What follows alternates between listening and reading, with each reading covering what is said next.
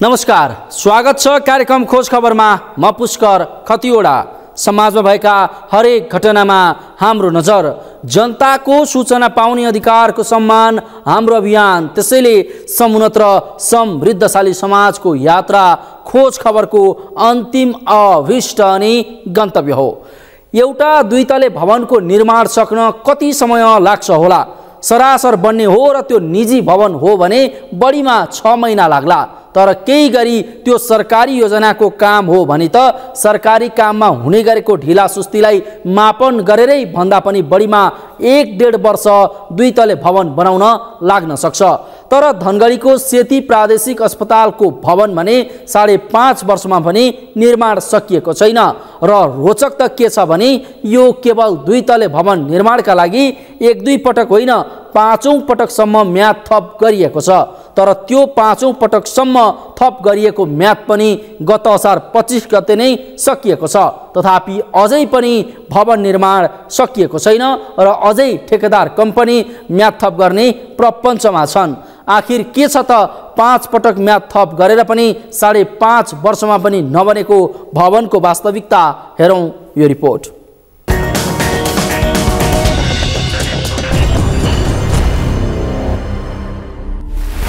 5.5 वर्षमा पनि बनेन सेती प्रादेशिक अस्पतालको भवन।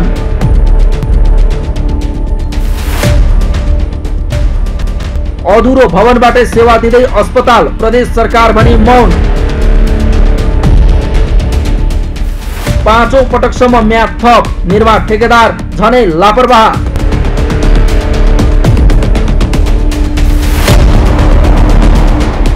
नेपालमा विकास निर्माणका काममा भ्रष्टाचार हुनु, ढिलासुस्ती हुनु नौलो कुरा होइन।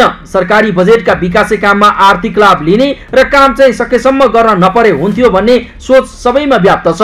अझ अधिकांश काम सुरु नै नगर्ने, सुरु गरे बेहाल अवस्थामा छाडेर निर्माण अलपत्र पार्ने वा गर्नै परे पनि कछुवा गतिमा गर्ने त चलन नै बसेको छ। यसका देशभर कयौं उदाहरण छन्। यसैको पछिल्लो उदाहरण चाहिँ सेती प्रादेशिक अस्पताल धनगढी बनेको छ। सम्झौता अनुसार 2.5 वर्षमा बन्नुपर्ने सेती प्रादेशिक अस्पतालको भवन 5.5 वर्ष बढी समय बित्दा समेत अझै पनि अधुरै छ। निर्माण कम्पनीको लापरवाहीले लामो समयसम्म भवनको काम अलपत्र पर्दा अस्पताललाई भने भवन अभावले सेवा प्रवाहमा समस्या भइरहेको छ। भवन अभाव भएपछि अस्पतालले अधुरो भवनका केही कोठाबाटै ओपीडी सेवा सुरु गर्न बाध्य भएको छ।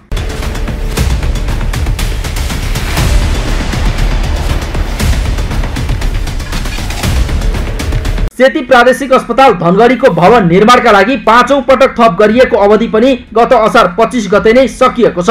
तर विडम्बना, काम भने अझै सकिएको छैन। अझै करिब 15% काम बाँकी रहेको संघीय आयोजना कार्यान्वयन इकाइ धनगढीले जनाएको छ।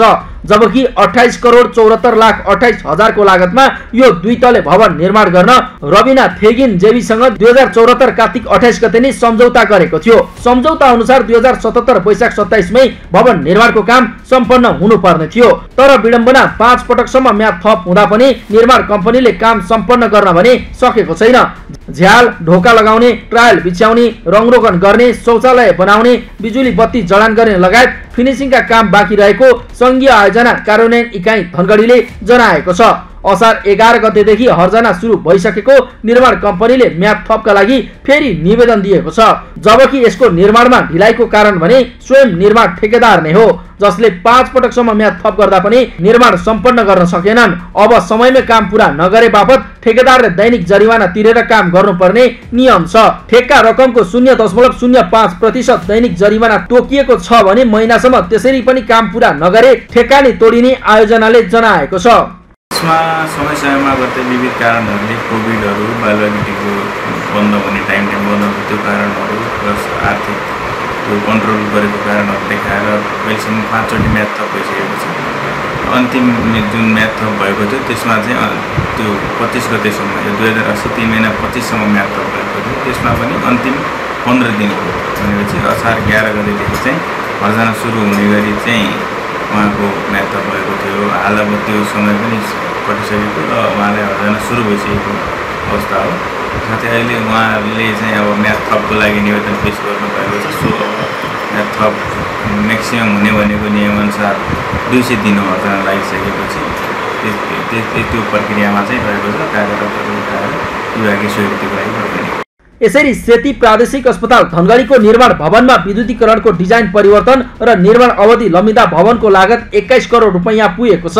तत्कालीन सेती अञ्चल अस्पतालको सेवा विस्तारका लागि सरकारले भवन निर्माणको योजना ल्याएको थियो।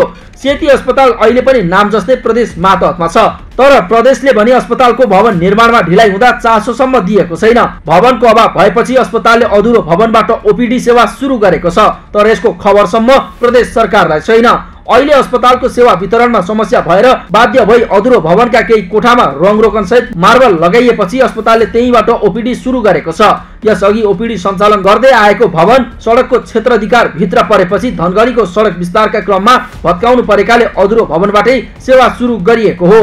सेवा विस्तारको क्रममा हामीले त्यो बिल्डिङमा अब हामीले अहिले यो बिल्डिङ बनिसके पश्चात एमआरआई सेवा, सिटी स्क्यान, अनि तपाईँको चाहिँ शल्यक्रिया, विभिन्न डिपार्टमेन्टका शल्यक्रियाहरू गर्ने, जस्तै हजुरले चाहिँ महिलाको प्रसुति शल्यक्रिया गर्ने भन्ने प्रयोजनको लागि चाहिँ अहिले चाहिँ हामीले त्यहाँ गर्ने भनेको हो। अहिलेसम्म त्यो स्थापना हुन सकेको छैन। अहिले हामीसँग एउटै मतलब शल्यक्रिया गर्ने एउटै कोठा छ। एउटै कोठामा विभिन्न डिपार्टमेन्टको चाहिँ शल्यक्रिया एउटै कोठामा भइरहेको अवस्था हो। त्यो पनि कस्तो छ भने प्रत्येक दिन हुँदैन। हप्ताको एक दिन एउटा डिपार्टमेन्ट जस्तै न्युरोको हुन्छ भने अर्को दिन चाहिँ हार्ट जोड्नेको हुन्छ, अर्को चाहिँ तपाईँको सामान्य सर्जरीको हुन्छ, अर्को दिन चाहिँ प्रसुतिको हुन्छ, अर्को दिन चाहिँ न्युरोको हुन्छ। गर्दाखेरि हप्तामा चाहिँ एक दिन चाहिँ एउटा मात्र हुने भइरहेको छ। यसले गर्दाखेरि हाम्रो के त अपरेसन गर्नेको चाहिँ सङ्ख्या पनि बढ्दै गएको छ। त्यसपछि चाहिँ अब कसैको चाहिँ 1 वर्षपछि पालो त्यो समस्या भइरहेको छ हामीलाई होइन। पहिला पुरानो भवनमा चाहिँ हाम्रो ओपीडी सेवा सञ्चालन भइरहेको थियो। अहिले नगरपालिकाले चाहिँ सडक विस्तार गर्ने गरेको ओपीडी भवन भत्केर तत्काल काम चलाउमा केही समयको लागि चाहिँ अहिले हामीले त्यहाँ अहिले ओपीडी सेवा चाहिँ दिइरहेका छौँ। अरू सेवा चाहिँ ठप्प रहेको अवस्था छ। हुन त हस्तान्तरण नहुँदै भवन प्रयोग गर्न नहुनु हो, तर पनि अस्पतालले भवन अभावमा अधुरै भवनबाट सेवा सुरु गरेको छ।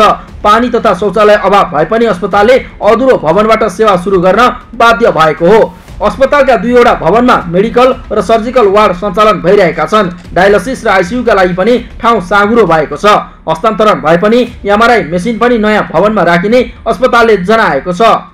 2 वर्षभित्रमा बनिसक्नु पर्ने भवन, यो नयाँ भवन जुन चाहिँ 5 वर्षमा पनि बनि नसक्दाखेरि होइन धेरै चाहिँ समस्या भइरहेको छ होइन। अहिले पनि टिनको टहरामा चाहिँ हामीले सेवा दिनु परेको छ। आइसियु चलाइरहेका छौँ, टिनको छाप्रो हालेर माथि प्लास्टिक हालेर होइन आइसियु जस्तो चाहिँ होइन स्पेसल सर्भिस हामीले चाहिँ दिइरहेका छौँ।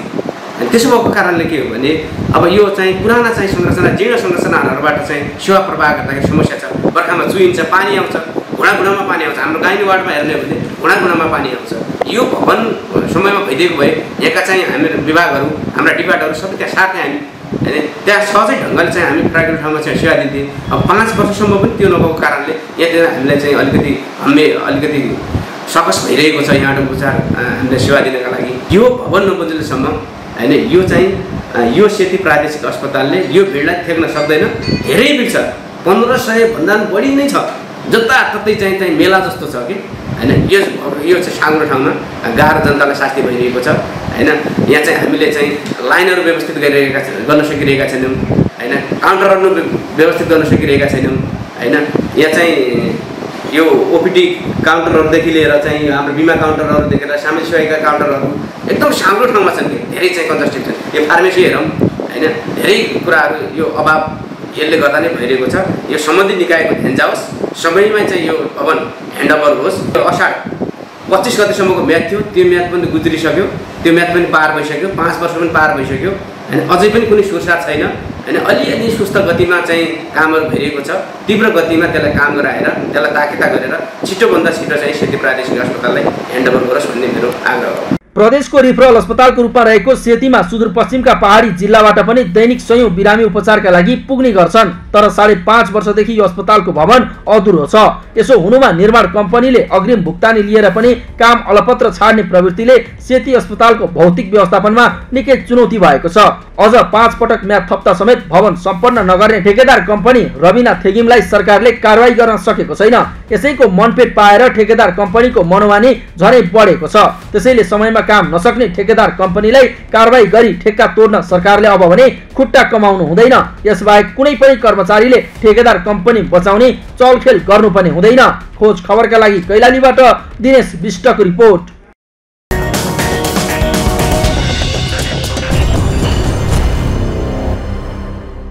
हो 5.5 वर्षमा 5 पटकसम्म म्याद थप्दा समेत निर्माण नसकिएको केवल 2.5 तले भवनको ठेकेदार कम्पनी रबिना थेगिमलाई सरकारले कारबाही गर्न सकेको छैन। यसैको मनपेट पाएर ठेकेदार कम्पनीको मनोमानी बढेको छ।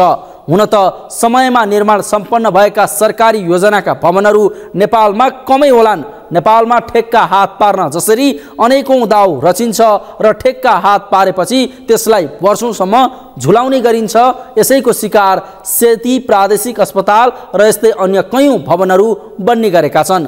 त्यसैले यसरी समयमा काम नसक्ने ठेकेदार कम्पनीलाई कारबाही गर्न वा ठेक्का तोड्न सरकारले अब भने खुट्टा कमाउनु हुँदैन।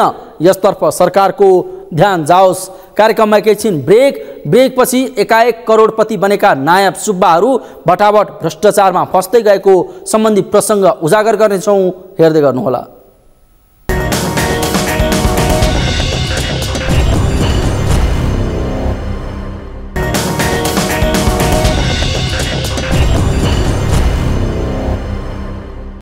ब्रेकपछि स्वागत छ। कार्यक्रम हो खोज खबर। 46,310 रुपैयाँसम्म तलब खाने नायब सुब्बाले कति वर्षमा 1 करोड कमाउन सक्लान्? यदि सबैभन्दा बढी तलब खाने सुब्बाले तलबबाट 1 सुक्का पनि खर्च नगरी बचत मात्रै गर्दै गए भने पनि वार्षिक 5,55,720 रुपैयाँ बचाउन सक्छन्। यही हिसाबले जोड्दै जाने हो भने पनि कम्तीमा 18 वर्षपछि मात्र 46,310 रुपैयाँ तलब खाने सुब्बाले बल्ल बल्ल 1 करोड हाराहारीमा बचत गर्न सक्छन्। तर केही सुब्बा साहबहरू भने जागिर खाएको 2-4 वर्षमै करोडपति बनेका छन्। एकाएक करोडपति बनेका यस्ता सुब्बा साहबहरू अहिले भने भटाभट अख्तियारको फन्दामा पर्न थालेका छन्। के छ त यसको वास्तविकता? हेरौँ यो रिपोर्ट।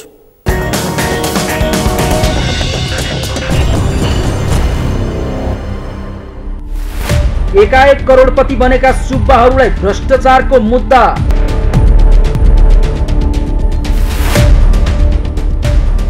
जागिरको केही वर्षमै करोडौंको सम्पत्ति आर्जनको आरोप। सरकारी ओहदामा बसेर अकुत सम्पत्ति कमाएको आरोप।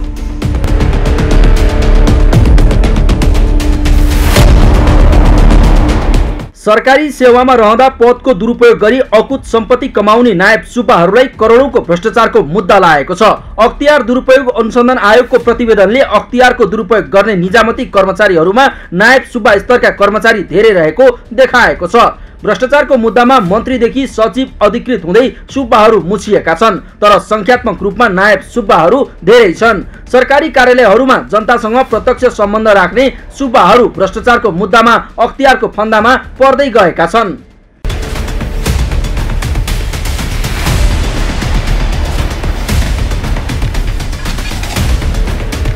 गत वैशाख 19 गते मालपोत कार्यालय पर्साका तत्कालीन नायब सुब्बा लेखनाथ भट्टराईले ऐलानी जग्गामा बनेको घर राजीनामा पास गरी भ्रष्टाचार गरेको आरोपमा अख्तियारले मुद्दा दायर गरेको छ।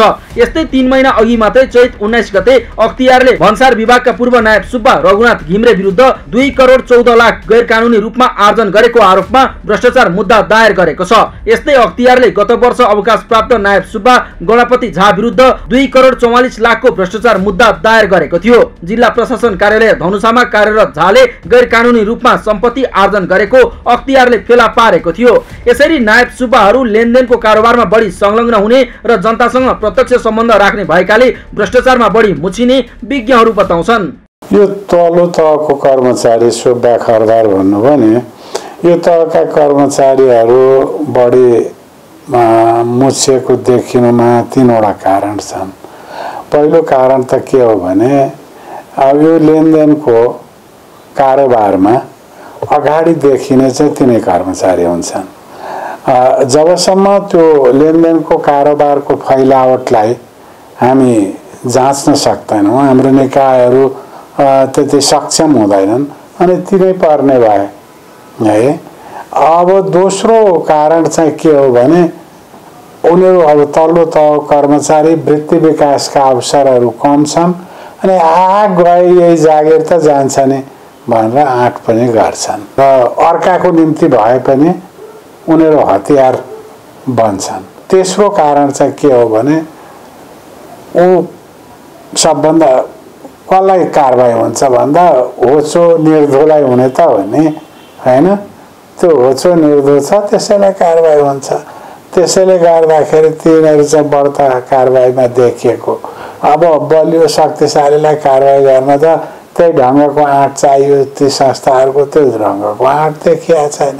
माथिल्लो तहको त उम्किन्छ नि, उसले दस्तखत पनि गर्दैन, खाली कारोबारमा ठुलो हिस्सामा ऊ संलग्न हुन्छ अनि तल्लो तहकाहरू पर्ने हुन्। पहिलो कुरामा चाहिँ बढी व्यक्ति सेवा प्रवाहमा चाहिँ सानो कर्मचारीहरू बढी संलग्न हुन्छ। खरदार सुब्बाहरू अलि विशेष विशेषसम्म मात्र। त्यो भए हुनाले चाहिँ बढीभन्दा बढी उजुरी शिकायत उहाँहरूको विरुद्धमा छ। उहाँहरूको चाहिँ प्रवृत्तिगत कारणले गर्दाखेरि पनि उहाँहरूमा बढी कुरा भएको छ र नीतिगत भ्रष्टाचारको विषयमा अलिकति छायामा परेको छ। किनभने बढी उजुरी खरदार सुब्बाकै हुन्छ। त्यस कारणले चाहिँ यो तहमा बढी नै तपाईँको चाहिँ अख्तियारले एक्सन लिएको हामी देख्छौँ। धेरै चाहिँ तपाईँको चाहिँ सेवा प्रवाहमा चाहिँ खरदार सुब्बाको संलग्नता बढी हुन्छ। उहाँहरू चाहिँ प्रत्यक्ष जनतासँग चाहिँ तपाईँको चाहिँ सम्बन्धित हुन्छन्। यस्ता कुराहरूमा इलिगल भएका कुराहरूमा अनियमितता भएको कुराहरूमा चाहिँ बढीभन्दा बढी चाहिँ तपाईँको उहाँहरूको नाउँ उहाँहरूले गरेको व्यवहार चाहिँ बढी छिटो बाहिर आउँछ। त्यो भए हुनाले बढी चाहिँ उहाँहरूको चाहिँ विषयमा चाहिँ एक्सनमा देखिएको हो। मलाई लाग्छ ठुला ठुला घटनाको कुराहरू पनि यहाँले सुनिरहनु भएको छ, आइरहेका छन्। ठुला चाहिँ नआएको भन्ने त होइन, आवश्यक रूपमा नआएको चाहिँ हो।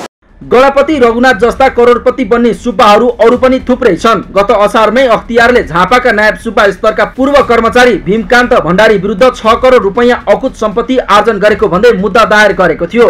त्यस्तै अख्तियारको वार्षिक प्रतिवेदन अनुसार गत वैशाखमा पनि भन्सार जाँच पास परीक्षण कार्यालय 3 कुने काठमाडौँका सुब्बा देवी बहादुर थापा 1 करोड 74,71,000 रुपैयाँ सहित अख्तियारको फन्दामा परेका थिए। यी बाहेक तल्लो दर्जामै रहेर पनि करोडौं सम्पत्ति कमाउने सुब्बाहरू थुप्रै छन्। यसले गर्दा सरकारी सेवामा ढिलासुस्ती, अनियमितता र जनताले शास्ति बढी खेप्नुपर्छ। त्यसैले विज्ञहरू भ्रष्टाचार कम गर्न राजनीतिक शुद्ध हुनुपर्ने, चुनावका बेला हुने खर्च कम हुनुपर्ने, शासन व्यवस्थामा सदाचार प्रवर्तन गर्नुपर्ने र नियम कानुन विपरीतका कुनै पनि काम नगर्न सुझाव दिन्छन्। राजनीति शुद्ध हुनु पर्यो सबभन्दा पहिले त। र राजनीतिमा जुन ढङ्गको निर्वाचन हुँदा खर्च छ त्यो खर्च कम हुनु पर्यो र प्रवृत्ति त्यो राजनीतिक कर्मीले चुनाव जित्दाखेरि जति मैले धन खर्च गरेको छु त्यो उठाउनु पर्छ भन्ने मानसिकताबाट मुक्त हुनु पर्यो। शासन व्यवस्थामा सदाचार प्रवर्धन गर्नु पर्यो र नियम कानुन विपरीतका कुनै कामहरू गर्नु भएन र नियम कानुनको प्रष्टता चाहिँ जनतालाई पनि हुनु पर्यो। त्यसो हुँदाखेरि सोझो कारोबारमा, नियम सङ्गत कारोबारमा हाम्रा सम्पूर्ण प्रक्रियाहरू जान्छन्। अब जबसम्म त्यो गरिँदैन भ्रष्टाचार चाहिँ न्यूनीकरण गर्ने भन्ने सम्भवै हुँदैन। त्यसो सुधार गर्ने प्रतिबद्धता भयो भने भ्रष्टाचार नघट्ने होइन, घट्छ। तर अब त्यो प्रतिबद्धता चाहिँ देखा परेको छैन।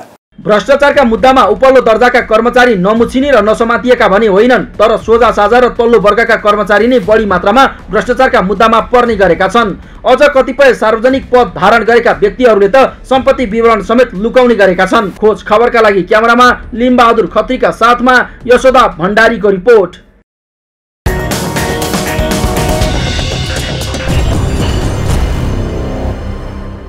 हो, सरकारी सेवामा रहँदा पदको दुरुपयोग गरी अकुत सम्पत्ति कमाउने नायब सुब्बाहरूलाई भटाभट करोडौंको भ्रष्टाचारको मुद्दा लागेको छ, जसले सरकारी सेवामा हुने भ्रष्टाचारमा सुब्बाहरू बढी सक्रिय रहेको देखाएको छ। हवस् त, आजलाई कार्यक्रम खोज खबर यति नै। कार्यक्रम खोज खबरका विषयमा कुनै प्रतिक्रिया छन् भने हामीलाई khojkhabar@sagarmatha.tv मा इमेल गर्न सक्नुहुन्छ अथवा फोन नम्बर 01-570-60-74 मा फोन पनि गर्न सक्नुहुन्छ। लुकेका र लुकाइएका खबर निरन्तर जारी छ। नेपालको पहिलो न्युज च्यानल सगरमाथा टेलिभिजन हेर्दै गर्नुहोला। नमस्कार।